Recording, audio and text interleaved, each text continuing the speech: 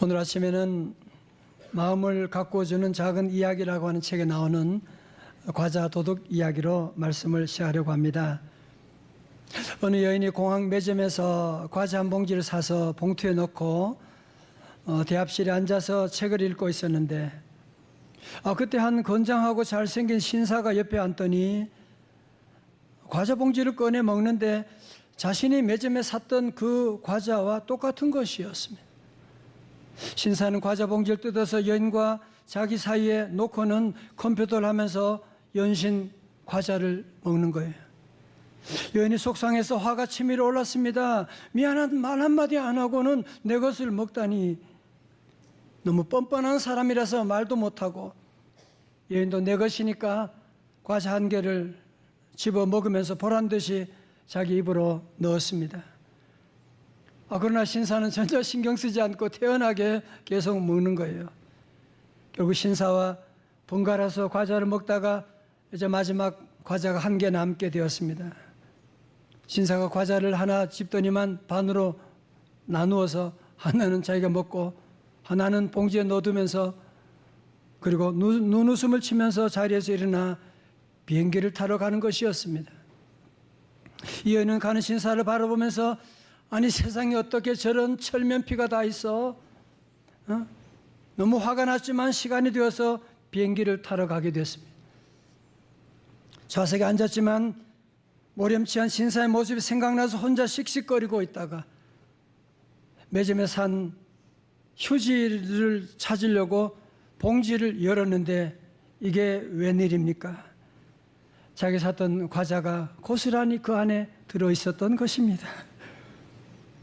그러니까 분풀이 하듯이 경쟁적으로 씹어먹은 과자는 자기 것이 아니라 신사의 것이었다는 사실이거든요. 이 사실을 알고서 여인은 얼굴이 달아오르게 되고 얼마나 부끄럽고 얼마나 미안했겠습니까?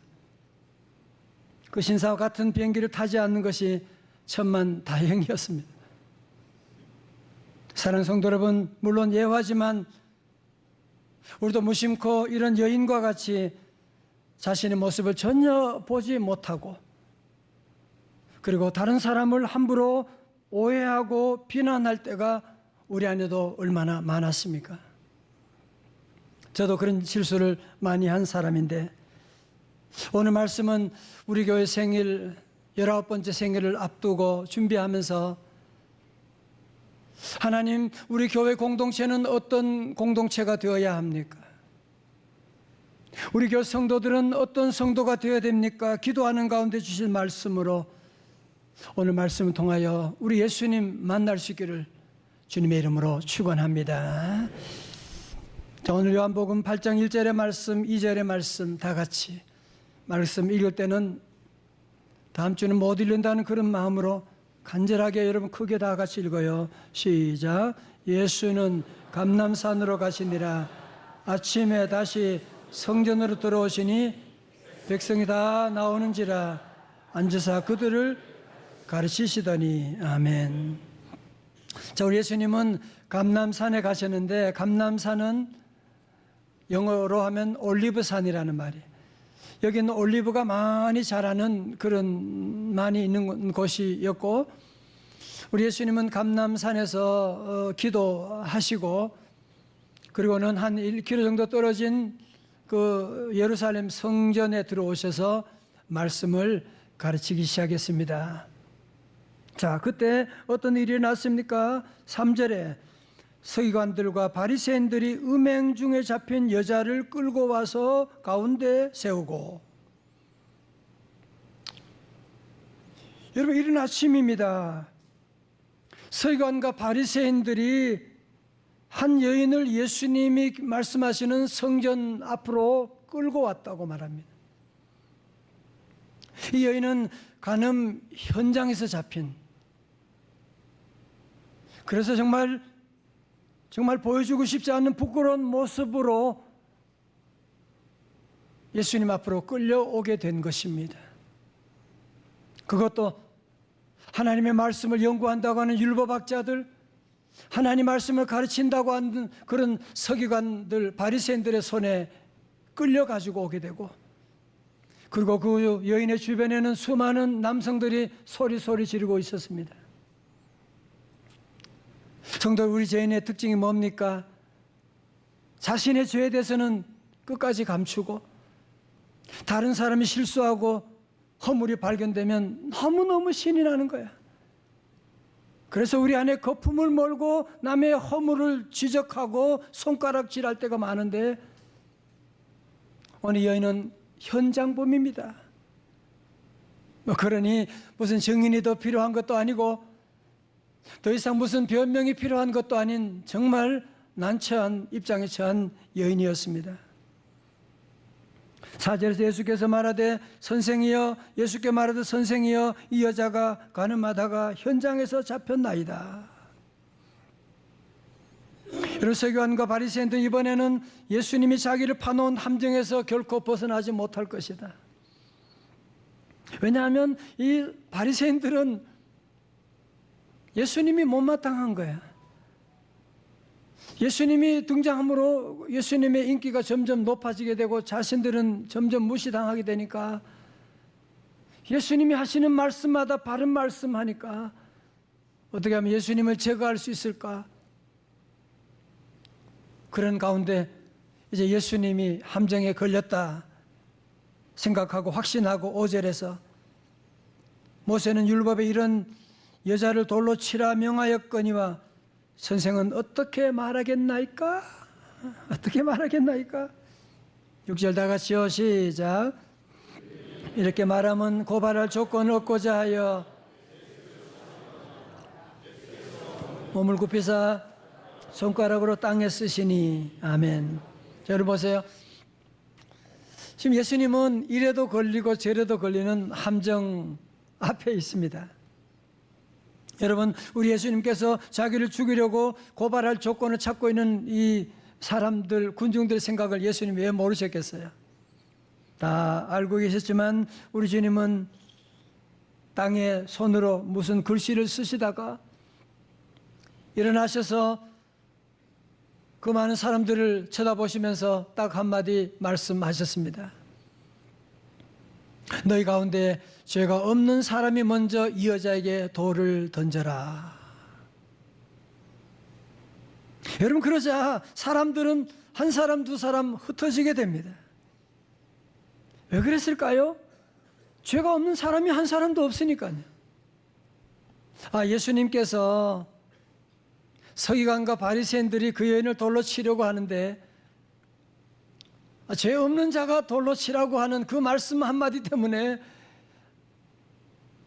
서기관과 바리새인들은 꼼짝하지 못하고 저들은 예수님께 완전히 당하게 되고 물러가 버리고 말았다. 참 통쾌하다. 여러분, 그렇게 볼 수도 있지만 여러분, 그것은 구경꾼의 입장에서, 제3자의 입장에서 보기 때문에 그렇게 생각하는 것이고, 이제 그렇게 본다면 오늘 이 말씀은 우리와는 아무런 상관이 없을 것입니다. 성도 여러분, 오늘 우리 예수님께서 이 사건을 통해서, 이 스토리를 통해서 우리에게 하시고자 하는 말씀이 무엇이겠습니까? 그것은 돌에 맞아 죽을 그 여인이 서 있는 자리가 오늘 저와 여러분의 자리라고 하는 사실입니다. 여러분, 거울과 유리에는 비슷하지만 차이가 있지 않습니까? 그죠? 여러분, 우리가 유리를 통해서 보면 바깥 세상이 다 보여요. 지나가는 사람들 다 보여요. 지저분한 거 다 보여요. 그렇지만 유리를 통해서 볼 때 내 모습은 안 보여요. 여러분, 말씀 보듯이 보게 되면 구약의 다윗 왕, 하나님이 그렇게 복받았으면서 가는, 정말 한심한 사람이네. 베드로는 예수님의 수제자라고 하면서 예수님 모른다고 부인하고 도망가고, 어떻게 그럴 수가 있어? 여러분, 그렇지만 반대로 우리가 이 말씀을 거울로 보게 되면 뭐가 보입니까? 나 자신이 보기 시작하는 거예요. 말씀을 거울로 보기 시작하게 되면 다윗을 통해서 우리는 뭘 보게 돼요? 나도 정말 은밀한 죄를 무수히 저질렀는데, 베드로를 보면서 나도 주님을 모른다고 얼마나 부인한 적이 많았는데, 여러분 말씀을 거울 보듯이 보게 되면 눈물 흘리지 않을 사람이 우리 안에 누가 있겠습니까? 사랑하는 성도 여러분, 이때 간음 현장에 잡혔던 여인 얼마나 부끄러웠겠습니까? 얼마나 놀랐겠습니까? 얼마나 두려웠겠습니까? 오늘 마찬가지로 오늘 저와 여러분도 죄가 드러나지 않아서 그렇지, 여러분 한 사람 한 사람 하나님 앞에 청문회를 열게 된다면, 얼굴 들고 다닐 수 있는, 여러분 가족들에게 얼굴 들고 다닐 수 있는 사람이 우리 안에 누가 있겠습니까? 오늘 이렇게 경건하게 예배드리고 있는 여러분이나 말씀 전하는 죄라고 예외라고 할 수가 있겠습니까? 지금 우리는 들키지 않아서 그렇지,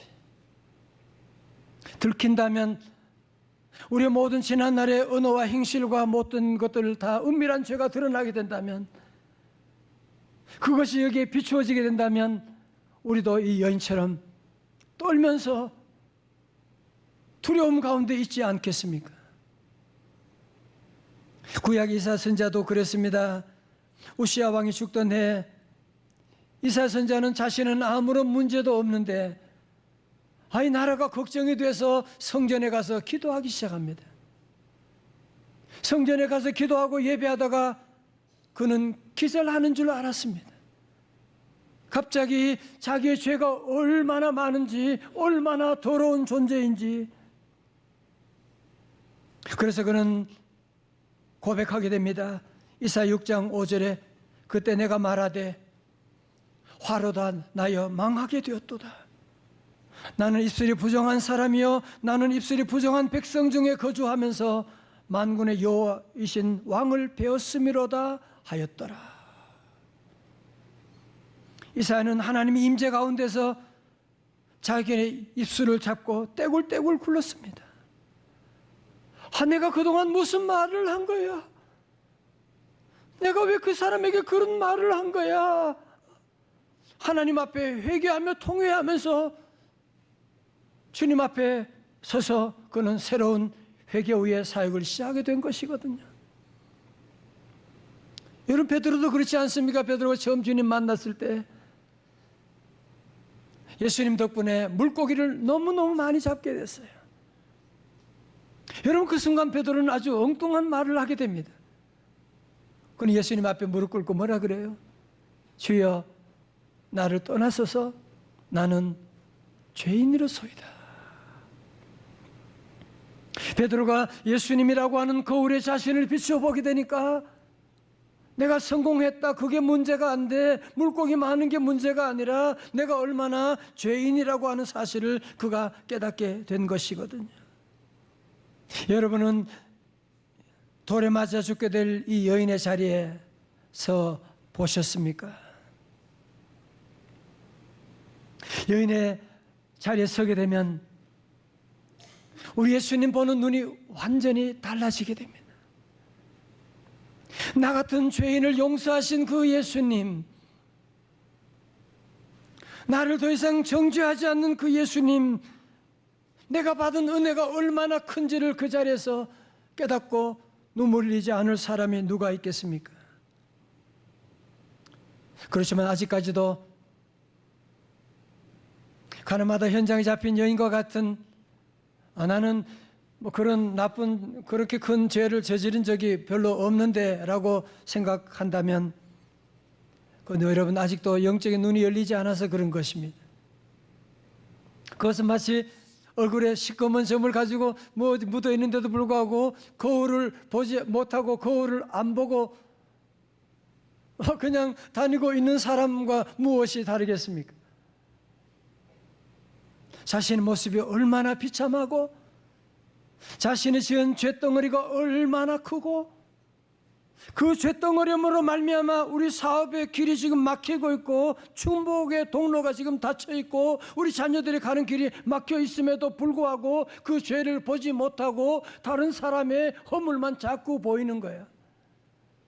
저 집사 저렇게 자꾸 다른 사람의 허물만 보이게 되고, 그렇게 되면 하나님의 그 사랑도 알 수가 없고 구원의 감격도 점점 없어지게 되고, 그러나 교회는 오래 다니고 보는 것은 많고 아는 것은 많으니까 점점 세련된 돌멩이들만 점점 주머니에 가득가득 쌓이게 되는 것이 아닙니까? 제가 지난 4월에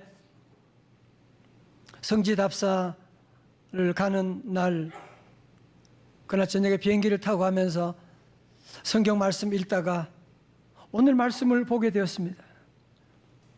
갑자기 이 말씀 가운데 제 모습이 보여지기 시작하는 거예요.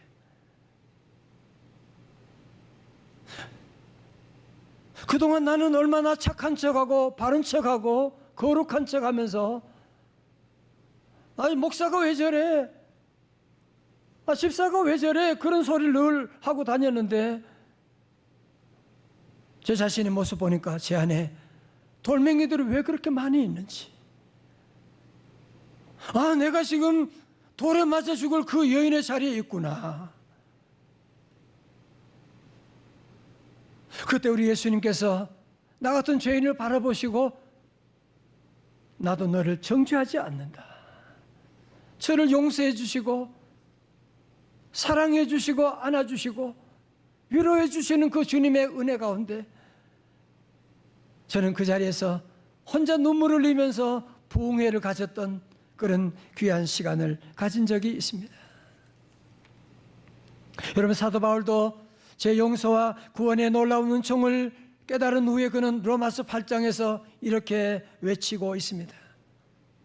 우리 성도도 한번 같이 외쳐볼까요? 로마서 8장 1절 2절의 말씀입니다. 시작. 그러므로 이제 그리스도 예수 안에 있는 자에게는 뭐요? 결코 정죄함이 없나니 이는 그리스도 예수 안에 있는 생명의 성령의 법이 죄와 사망의 법에서 너를 해방하였습니다. 아멘.